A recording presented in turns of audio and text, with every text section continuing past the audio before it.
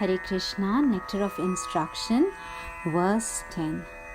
Karmibhya parito hare priyataya vyaktim yayurjnaninas tebhyo jnana vimukta bhakti parama premaikanishtasthatha tebhyasta pashupala pankajadrishas tabhyopi saradhika prishta tadvadiyam tadiya Sarasitamnas Rahetkah Kriti.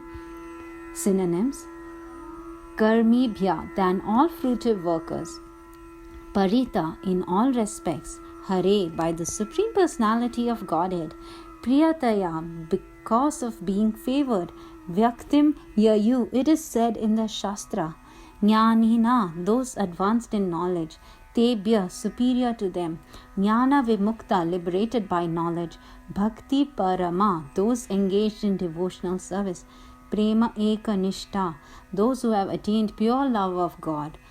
Tata, superior to them. Tebhya, better than them. Ta, they. Pashupala pankaja drisha, the gopis who are always dependent on Krishna, the cowherd boy. Tabhya, above all of them. Api, certainly. Sa, she. Radhika, Srimati Radhika. Preshta, very dear. Tadvat, similarly. Iyam, this. Tadiya Sarasi, her lake. Sri Radha Kunda. Tam, Radha Kunda. Na, not.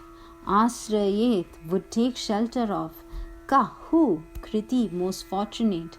Translation and purport by His Divine Grace, A.C. Bhaktivedanta Swami Srila Prabhupada. Srila Prabhupada ki jai.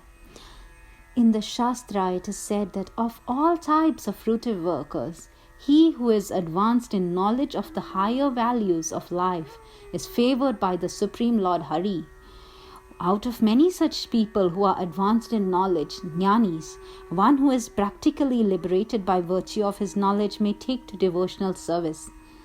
He is superior to the others. However, one who has actually attained prema, pure love of Krishna, is superior to him. The gopis are exalted above all the advanced devotees because they are always totally dependent upon Sri Krishna, the transcendental cowherd boy. Among the gopis, Srimati Radharani is the most dear to Krishna. Her kunda, lake, is as profoundly dear to Krishna as this most beloved of gopis.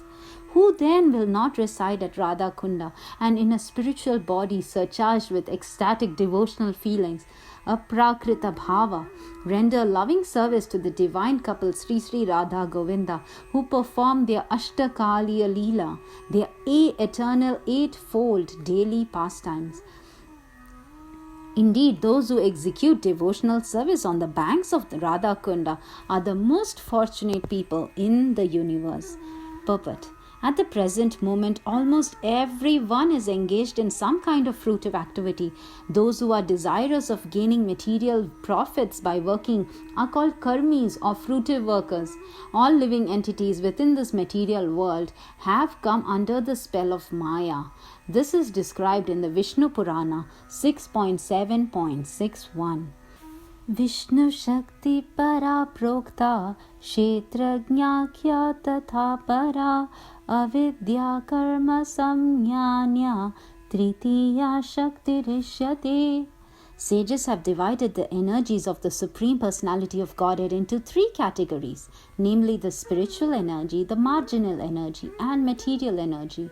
The material energy is considered to be the third class energy, Tritiya Shakti.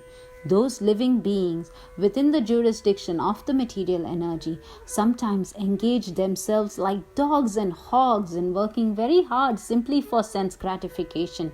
However, in this life or after executing pious activities in the next life, some karmis become strongly attracted to performing various kinds of sacrifices mentioned in the Vedas.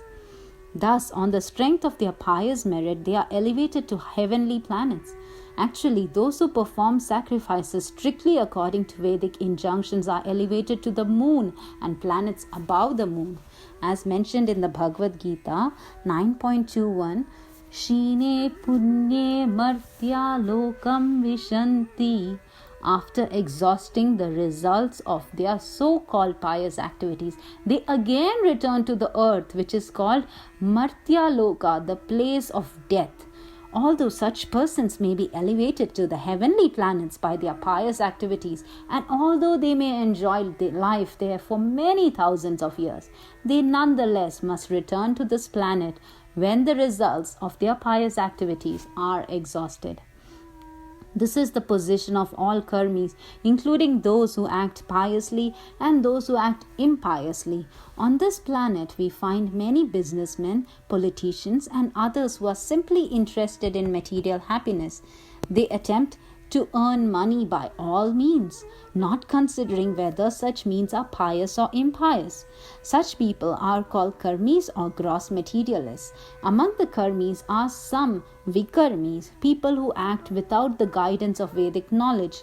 Those who act on the basis of Vedic knowledge perform sacrifices for the satisfaction of Lord Vishnu and to receive benedictions from him. In this way, they are elevated to higher planetary systems. Such karmis are superior to the vikarmis, for they are faithful to the directions of the Vedas and are certainly dear to Krishna. In the Bhagavad Gita 4.11, Krishna says, Ye yatha mam prapadyante tams tathaiva bhajamyaham. In whatever way one surrenders unto me, I reward him accordingly. Krishna is so kind that he fulfills the desires of the karmis and the jnanis, not to speak of the bhaktas. Although the karmis are sometimes elevated to higher planetary systems, as long as they remain attached to fruitive activities, they must accept new material bodies after death.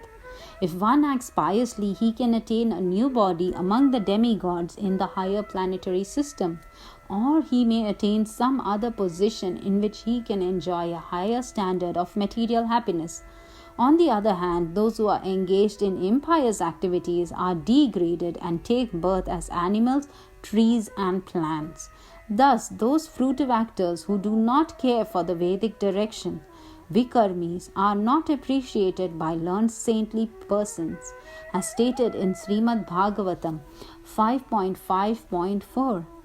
Nunam pramata kurute vikarma yad indriya pritaya apranoti na sadhu manye yata atmanoyam asan api kleshada asyadeha.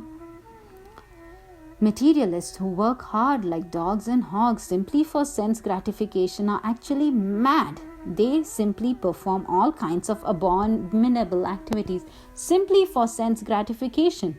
Materialistic activities are not at all worthy of an intelligent man, for as a result of such activities, one gets a material body which is full of misery.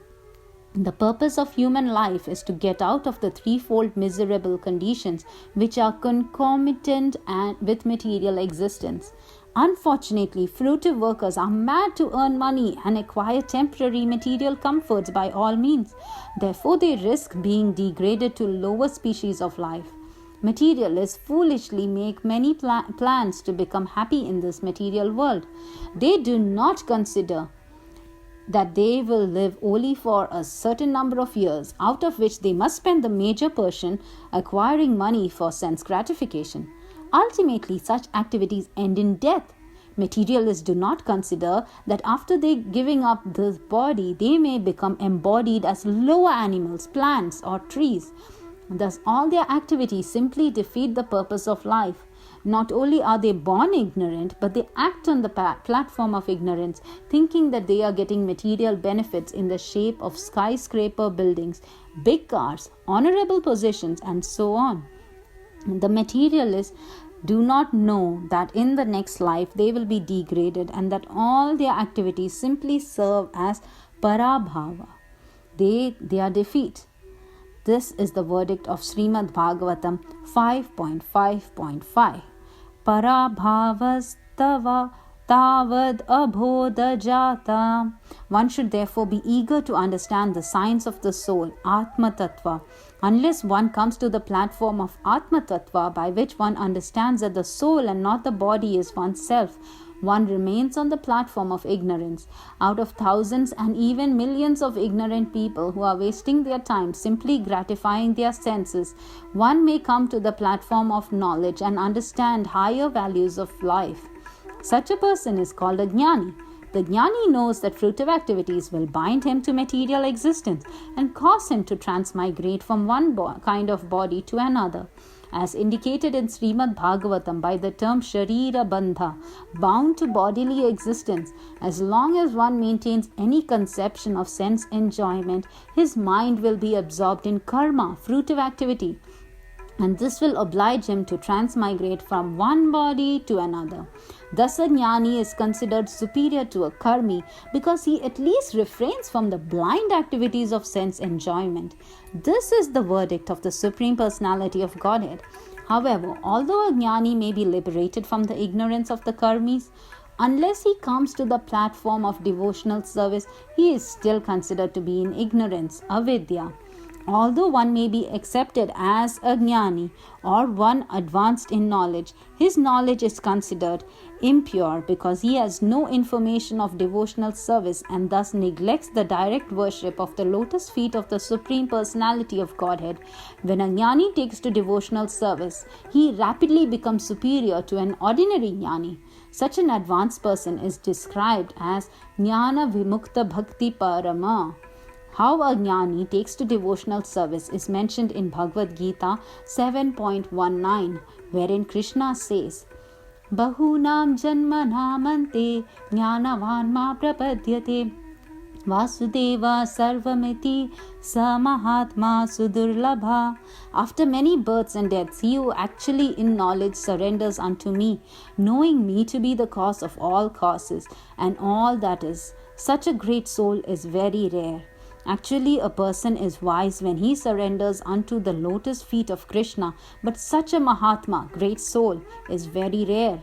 After taking to devotional service under the regulative principles, a person may come to the platform of spontaneous love of Godhead, following in the footsteps of great devotees like Narada and Shankara, Sanaka and Sanatana. The Supreme Personality of Godhead then recognizes him to be superior. The devotees who have developed love of Godhead are certainly in an exalted position. Of all these devotees, the gopis are recognized as superior because they do not know anything other than satisfying Krishna, nor do the gopis expect anything in return from Krishna. Indeed, sometimes Krishna puts them into extreme suffering by separating himself from them. Nonetheless, they cannot forget Krishna. When Krishna left Vrindavana for Mathura, the gopis became most dejected and spent the rest of their lives simply crying in separation from Krishna. This means that in one sense they were never actually separated from Krishna.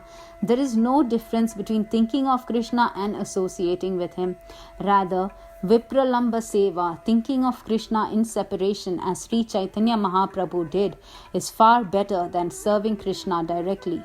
Thus, of all the devotees who have developed unalloyed devotional love for Krishna, the gopis are most exalted. And out of all these exalted gopis, Srimati Radharani is the highest. No one can excel the devotional service of Srimati Radharani. Indeed, even Krishna cannot understand the attitude of Srimati Radharani. Therefore, he took her position and appeared as Sri Chaitanya Mahaprabhu just to understand her transcendental feelings. In this way, Srila Rupa Goswami gradually concludes that Srimati Radharani is the most exalted devotee of Krishna and that her kunda, lake, Sri Radha Kunda, is the most exalted place.